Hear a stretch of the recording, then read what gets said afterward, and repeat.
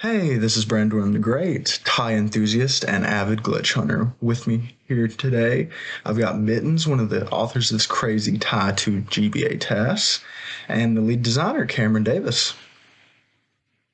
Hello. Hey, how you doing? Okay. So, for the uninitiated, would you mind explaining what a TAS is, Mittenz? Sure. So TAS stands for Tool Assisted Superplay or Tool Assisted Speedrun, and essentially what it is it's like a normal speedrun where we're trying to complete the game as fast as possible, but we use emulators with save states and a bunch of different tools in order to get what's like theoretically like the perfect playthrough of a game. So um, that's essentially what we'll be watching. So we're able to go like frame by frame and choose the exact inputs that we want to do for each frame. So, with that wonderful explanation out of the way, if Cameron and Mittens don't have anything else to say, let's dive into watching the run. I'll be pausing occasionally to ask some questions, but I'll be leaving the floor mostly to these two. Buckle up, we're going to the Outback.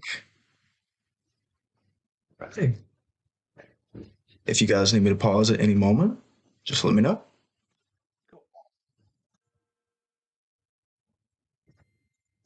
Funny you mentioned emulators. Like this was mostly developed using emulators. Like we had very little original hardware to work with. Really? That's crazy. Burning a cartridge just took hours. So it was just easy to just test something in emulator. But when we had to submit to Nintendo or like proper official submissions to EA, we had to burn it to a cartridge. Just like absolutely sure. Mm-hmm, mm-hmm. I know, like for us testers, like getting accurate emulation is hard. Like sometimes you'll test something that won't actually match what's like on the game console. I can imagine. Okay, so let's test things real quick. Just pause for a second. Yeah. Came up with that trick to like you're throwing down and like skipping through the thing. When I first saw that on YouTube, I like sat down and just like sobbed because I was like, how did we never find that? Like that was such a cool glitch. Yeah. So actually, maybe I should talk a little bit about like why I tasked this game. I was actually just looking for like an easy game to task, like something that didn't have too much like hard movement and stuff. And I was like, oh, this task or the Thai, like I knew the 3D games, and it's like, this seems easy enough. There's a little bit of interesting stuff with like managing the boomerangs, but like, the levels are fairly linear and like straightforward. And then just through the process of tasking, there's one time when I landed facing the wrong way and threw a boomerang down. I noticed that I got a little tiny speed boost, and I was like, surely that like I can keep doing that somehow, like whether I jump out of it to like do it again or whatever. But it ended up that it just chained into itself, and every frame you gain a little bit of backward speed because the game's actually trying to slow you down, but it just does that by adding speed in the direction you're not facing. So if you're traveling backwards, it just speeds you up. So good. Oh, I'm so impressed. The other thing was that button you hit at the start. That was always a bit of a joke within the office because there's this hugely complex red button, and there's only one of it in the game, like in the original console game. Oh yeah.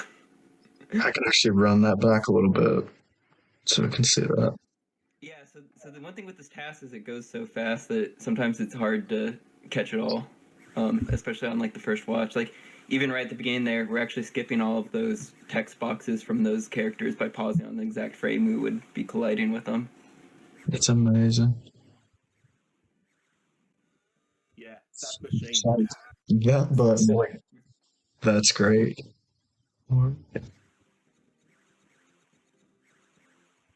So all those like locked little mini boss fights, it's kind of annoying because you can break out of them apparently, but it kills all of your speed when you do that. So whenever I break out of one of those, I have to build all that speed back up. Fluffy, best character in the game. Yeah. Okay. Where you just have to talk to everyone to like figure out what they do and what they're about. And I'm gonna run it back just a second because I know we already talked about the boosting, but what was going on with these jumps right here? Because these were kind of crazy. Yeah, so the super jumps are really interesting. So in this game, normally when you glide, it kills any like Y velocity that you have, like whether you're following or jumping up, like it'll get you to zero, and then you essentially have like one third gravity for the rest of your jump while you're holding and gliding. Um, but it turns out when you land while throwing a boomerang down, the bit that tells the game to reset that glide velocity stays set. So if you jump and glide again, you get the one third velocity or one third gravity without the loss of velocity. So essentially, like your jumps can go 4 times as high, I think, or as close to that. And it seems like you can also use that to go through, as we just saw right there, go through floors. Is that kind of like similar to some games like Mega Man 2 with the zips, where you can kind of just clip into the roof and use that to traverse around the level? A little bit. It's a little bit harder to move out of bounds than probably Mega Man 2 is. Like when you're stuck in the floor, you have to move based on collisions, and so like if you move in a direction and throw your boomerang, it like stops the next collision, and then it will move you backwards the direction that you tried to move in. So, um, actually, like gain some of those movements to go is extremely like difficult. Um, Another really hard thing with like zipping around like this, when you're moving that fast, we want to always have a boomerang with us. So we kind of have to be smart of like where we throw it and what we throw it into in order to be able to recatch and sustain those. The other interesting thing is ground that's slanted. You can just kind of like jump out of if you're close enough to it. So that's a lot of times when I'll go up through like a ceiling or come out of a floor, it's on a spot that's like specifically slanted. And I don't know, Cameron, if you know this or not, but it doesn't seem like there's any collision programmed when you're gliding like upwards other than like ground collision. And I don't know if that's because you guys didn't expect people to be going upwards while gliding or what. Yeah, that's exactly it. It was just one of those things we never thought people were going to do, so why code it? Yeah. Yeah, that makes sense. This looks. This is crazy. Yeah, so this is really fun because uh, if you go above the map on this game, it just wraps you back down to the bottom, and so it looks fun on this boss fight. But there's actually a few later levels where we like actually utilize that to go faster through the level. That's crazy. Cameron, when you had to play test the game, would the super jump have been kind of a game changer when you had to do 100% runs for this? Well, the ironic thing is we would have had to have gotten rid of it if we found it. That's completely fair. Yeah, like we would have gone on it. We can't have that. That's got to get fixed. We had to used to have to completely 100% the game. We submitted it every single build. Like, and for a while, it was just. Oh my goodness. One thing I want to mention on this level right now, where we're fighting these enemies, is this task we only see like half of this level, because we're doing a glitch where we get these guys to count as twice. So instead of killing 8, we only kill 4 of them.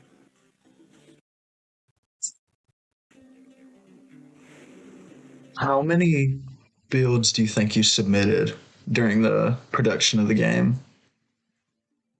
Jesus, we find out. I think about 128 overall. Oh no, 40. That is crazy. Yeah. We'll find out. This level we have a lot of downtime, but fun fact: this level almost like completely killed the TAS because you have so many objects loaded on the screen at once. We end up getting a whole bunch of lag when they're like on the screen, and trying to optimize to minimize the amount of lag that we're getting was like such a huge pain that I ended up asking a friend to like help me with it, which is why this task actually has 2 authors. But Is this the only level he helped in, or the other task creator helped in? He helped with a few other things in other parts, but mostly, like, I'd say I was the main author of this task, but definitely having like someone to help keep me accountable, just like with getting it done, and also helping with some of these harder sections was nice. That's so interesting.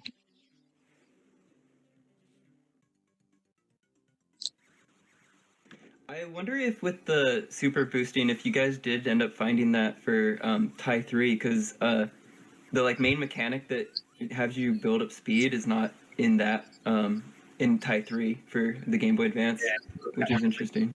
It's running the exact same like engine, just obviously modified a bit with some upgrades. So obviously it got cut out at some point, but Just yeah, because I remember like Ty 3 GBA like started work like pretty much like straight away after Ty 2 wrapped. that makes sense. And I've always wondered, do these frill enemies, are they on a universal cycle, or is that just straight up RNG accounting for them with that movement? They always start in the same spot. I'm not 100% sure if they always head in the same directions, because I tried getting it to change by like changing the RNG when I was doing the task, and I couldn't get them to switch their cycles. So um, if they do, it's based on something else other than like the normal RNG counter. Um, Also, there's some manipulation based on like where you are on the map. So like what we just saw in that overworld was me drawing the enemy to like chase me so that I could get him out of the way. gotta rewind just a hair.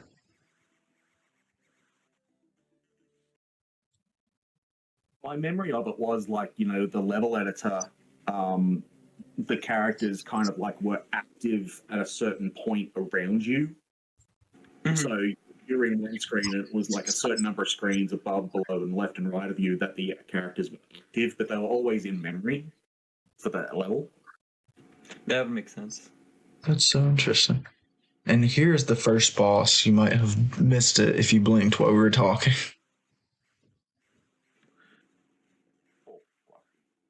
But yeah, Fluffy goes really fast on this. Um, Fighting her is like interesting because you can like she's vulnerable for like the entire time you're fighting her. It's just like you can't hit her back normally. So by going to the other side of her, we're just able to get all the hits on her at once. Um, and then here on these maps, we're buying the only two items that you really need in order to complete the game, which are the infra ring and the lift bunyip. Don't tell me that. I install that. I mean, we still needed them, so It was my first game, okay? Come on.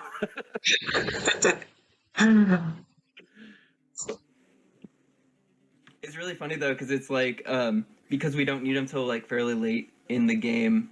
Uh, like we're able to actually skip like after each boss. There's like a block or a progress check for that makes sure that you buy like the right mech suit, and we're just able to skip most of those. So it's like the thing intended to force you to use it isn't the thing that actually like forces you to use it. I And actually had a question about this. So there we were just fighting Sai and have him kind of screen locked, but he doesn't actually appear in like the 3D games until I believe Ty 3. So he was like cut content from that. So we're like the GBA games and the 3D games being worked on at the same time. Is The that exact the exact same time in the same building.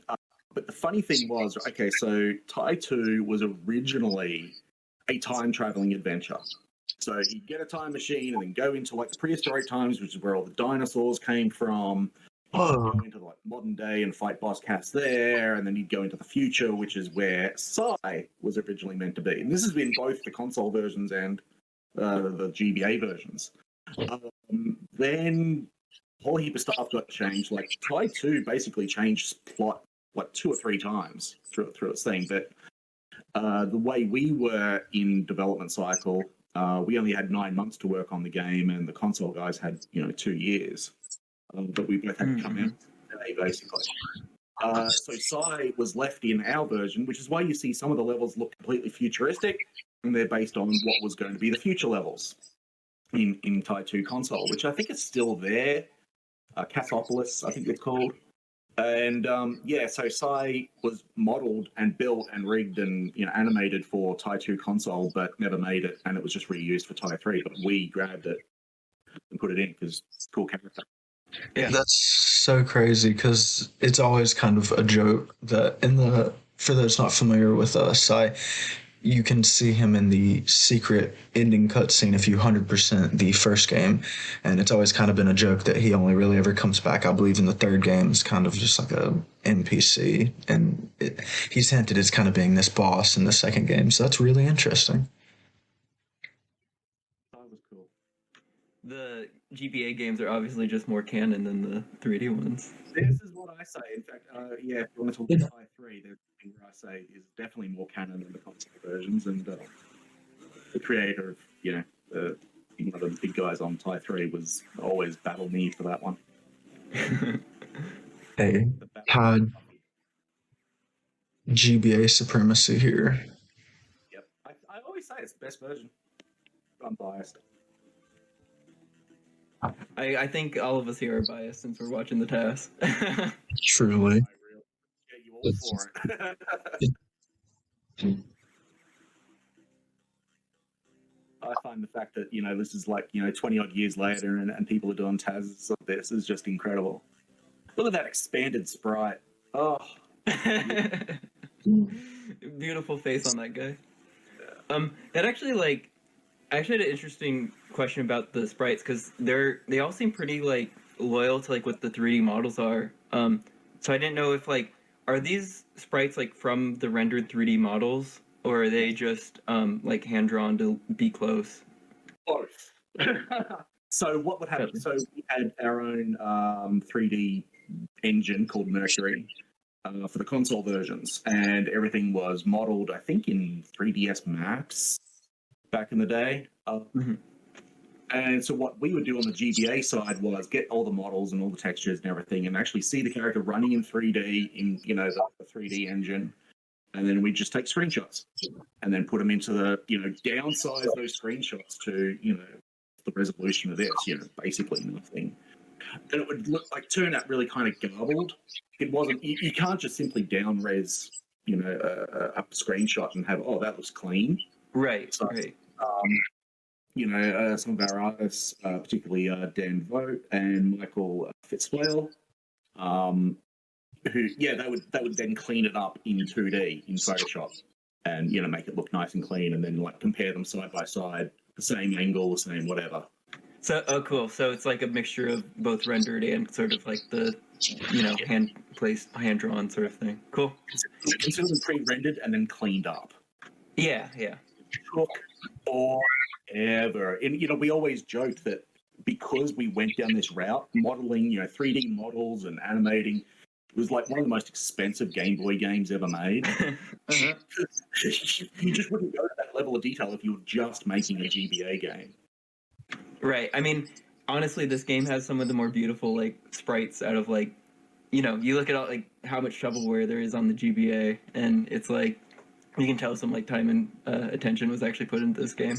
Yeah, and I think it really helped that we built this in-house. We didn't just ship it off to some conversion farm who I'm sure would have done a great job, but they didn't get it or really love Ty. We were all invested in it because Ty was ours, right? Right. Ty does well, the company does well, and we all do well. So we're all really invested. This is our character, this is our shot, so we wanted to make this look absolutely phenomenal. Instead of that giant expanded sprite for the police van. Jesus. Nice. Wonderful. So here's the one use of the lift bunyip in the entire game. So well, the lift bunyip was a very late addition because Steve kept coming up with different bunyips, and we're like, well, where does this one go? Obviously, the big red one with the bike handles, that was very early on. So we knew what to do with that. But the lift one was like, I don't know, we're going to put it in somewhere. Nice. So interesting thing, the RTA or when people actually run the game, this route on this level is approximately the same. We just can't do it quite as fast. Huh. But all these clips are fairly easy to do. And here's another boss. Oh, this one, jeez. I remember this one basically killed the poor programmers for so long. It just slowed down the GBA so much. Yeah, there's a lot of sprites on the screen at one time. I think that's why the task like kills a whole bunch of them like off screen. Absolutely the way to go. And Andy Green, I think, helped us like figure out a way around it. So full credit to him.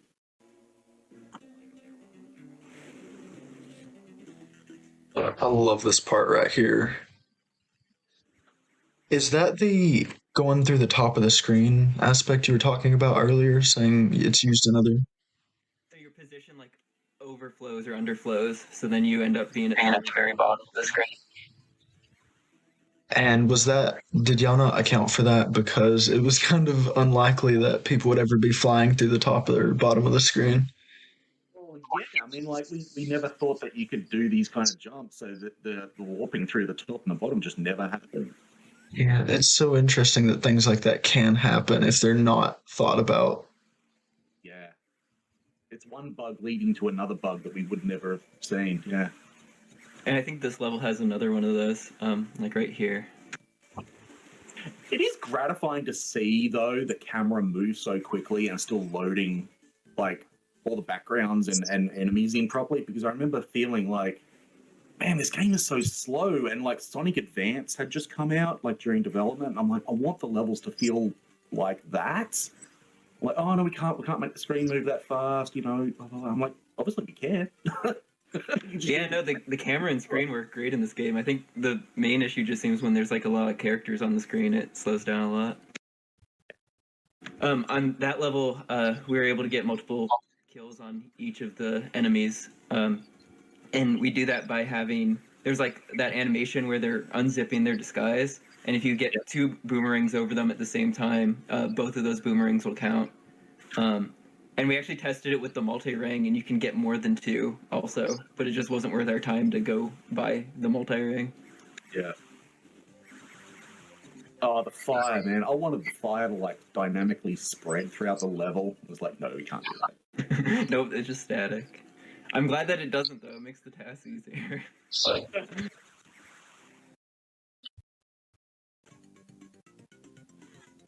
And there is, I believe, the Shadow Bunyip. Yeah, it's funny because obviously like the bunyips are kind of like the cool big mech suit, like everyone's excited to use them, but with the task it's like, man, I wish I had like the really fast movement. So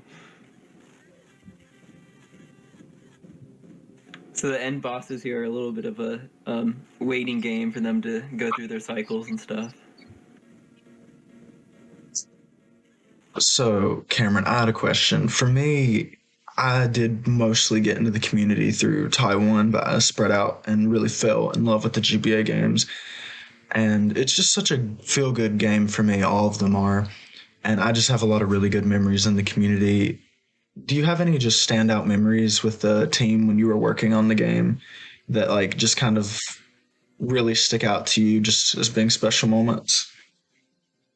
You know, like, it was really interesting because, like, the GBA game in particular was something that I fought really hard for to get onto the project, because it was kind of like this little weird rumor of a project that was going around. Oh, apparently, I love that effect. Jeez, I love that effect. I always have. That's so cool. Yeah, the big laser beam is awesome. I just wish there was more opportunity to use it. Yeah, it was. And then when I ended up getting the lead designer role on it, it was just like we got basically locked in a room there was the 9 of us, myself, Michelle Parker, who was the other designer on it, and the Halfbrick guys. And we just stayed in that room for 9 months and made a video game. Feeling like, and it was, in a way, it was a conversion of a console game. Like my pitch was, it's the console game, just viewed from side on, right? Like not a different thing, just we're going to get as much of it in as possible, which was considering the GBA hardware, probably pretty ambitious, probably a bit too ambitious. But we're kind of stuck with it, and it was a real learning process. It was my first game. I was in charge of it. That Steve and Lindsay and John and Walshy were just like, hey, you sound like you know what you're doing. Let us know every month when you got a new build. Andy was such a big help. He was absolutely amazing. Lindsay especially just kind of left us to it and kind of helped me get up to speed with managing a team. Shane Collier was the original designer, and he was going for more of a Metal Slug kind of feel. Then he left, and then they went, "Oh, you're into this." James Baird, who's now he did a bunch of stuff for that eyeglass thing. I don't know. Yeah, and we had the support of the whole console team, and it was just absolutely incredible just to go, hey, here's 9 months later, and no one expected anything about it, No one expected anything from it. But we actually made something really, really cool that was by far beyond what other people were doing on the GBA at the time. That was really fun. I've always got a soft spot for this game, and it's just insane and absolutely thrilling that people played it and enjoyed it. And it never came out in Australia as well. It was so weird. You work on this thing and never comes out where you are. Yeah, it was an EA party when they were showing off Ty 2 to the press, and they're showing off the console versions, and I'm like, hey, you want me to bring along the GBA game? And they're like, oh no, we're not bringing it out in Australia. Like, what? that is crazy. Interesting, because half the comments I swear on the TAS have been I didn't even realize there was a 2D version of this game. It's best kept secret, kind of. Yeah. People want to bring it And I just want to thank you both so much for being a part of this. These games deserve way more attention. And as we saw in this task, they're amazing speed games. I just think more people need to see them, and they could really discover just the labor of love just these and all the Ty games are. The series itself deserves all the love in the world. Well, thank you. And yeah, they really are a labor of love. We love Ty. Ty is still going. Obviously, there's a new Ty game coming out. So that's awesome. But that and massive respect to you guys for putting the love into the TASs and the working out new strategies. There is so much craft and skill in that bow down to you guys. That's incredible. Thank you so much for doing it. Thanks for making the game and giving us the opportunity to work on stuff like this, or have this hobby of working on these things. So it's a lot of fun. I love the fact you can shoot Cass in this section. Oh, you can? Yeah, you can. You can beat him up and use the laser on him and stuff. But so the reason I'm not is task timing is normally from power on of the console to last input. So I unfortunately am just standing here because it's fewer inputs. So if you feel old, I just want to point out that Raven Stark is now an artist in the industry, and when she was first testing this, she was just basically an inch tall. Her and her sister would test the game, and now she's working in the industry, and she's got full game credits herself. It's just wild. That's amazing. Shout out to her. And that's a fun little fact about task timing. I never knew that.